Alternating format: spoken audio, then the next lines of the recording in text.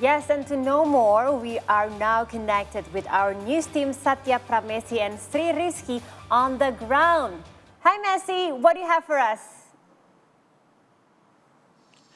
Thanks very much, guys. As you mentioned, the duplicate flag and the proclamation text arrived at the Garuda Palace in Nusantara earlier today at approximately 15:30 Central Indonesian time, where 76 flag-hoisting troops from East Kalimantan welcomed the duplicate flag and proclamation text to its new home, with the duplicate flag and proclamation text being brought into the Garuda Palace, being handed over from veteran flag hoisters to the head of the Presidential Secretariat, and being stored in the heirloom flag and proclamation rooms, or text rooms, which are across from one another somewhere within the walls of the new Garuda Palace. Of course, the ceremony ended shortly before 1600 Central Indonesia time, but indeed it has been quite a long journey for the flag duplicate and the proclamation text, having departed from Monas this morning at around 8:15 Western Indonesia time, Jakarta time.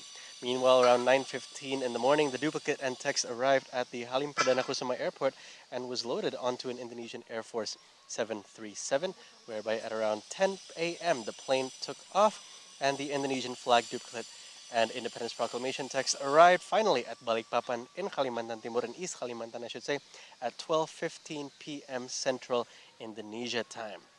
By 13:04, the text and the flag duplicate disembarked from the Air Force jet and brought to the Maung armored car, an armored car manufactured and designed in Indonesia, and escorted by motorcade towards Nusantara. At approximately 13:10, the motorcade departed with the flag duplicate and the proclamation text delivered via the Balikpapan Samarinda toll road and exiting the tollway at Samboja before making their way through the hills of Sepaku to reach Nusantara before it finally arrived, as I mentioned earlier, where it lies in the halls of the Presidential Palace, which you can see behind me right now. Guys? Yes, Messi, it's been a busy day, it seems, for a lot of people, and of course for the flag and the text too. So what's next on the agenda preceding the big day?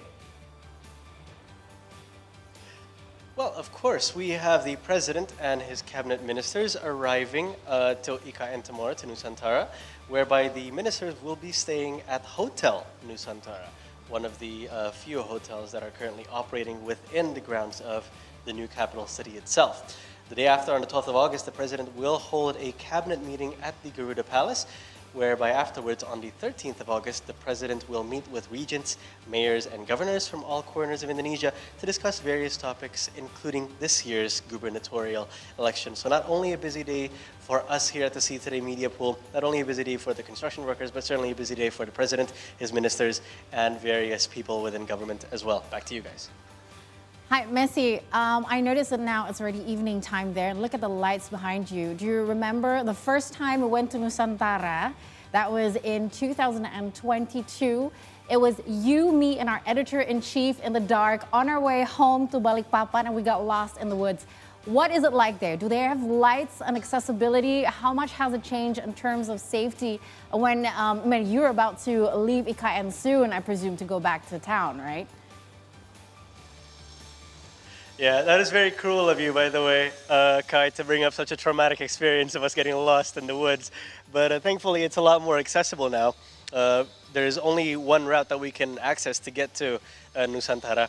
And if you remember, we actually got lost in the Persemaian, which is the plant nursery of the new capital city, which is now, thankfully, as far as I understand, has been given proper lights, and so if we ever go in there again, we won't be lost this time.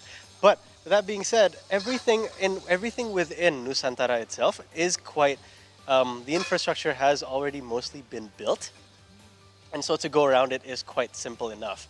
But with that being said, it is still quite difficult, I wouldn't say difficult, but it's a long access to get from Balikpapan to the new capital city, because you have to get off at the from the Balikpapan Samarinda tollway at Samboja, and from there it's about an hour and a half's ride to get to the capital city, whereas from Balikpapan to Samboja itself it's only about an hour.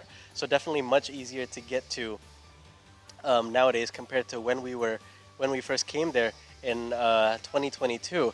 And I have to say, at this hour it is quite a nice air that we're breathing in right now. It's quite cool. There's a bit of a mist in the air.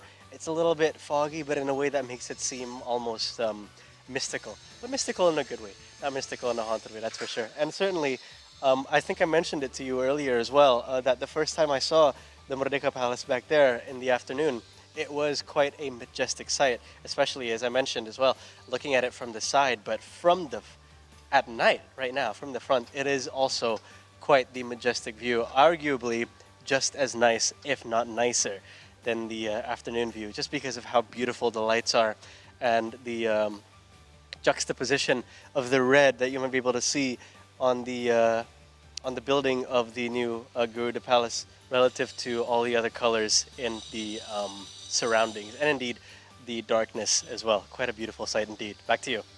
Yes, Messi, thank you very much for the excellent reporting, and we can't wait to hear more updates coming from you guys there.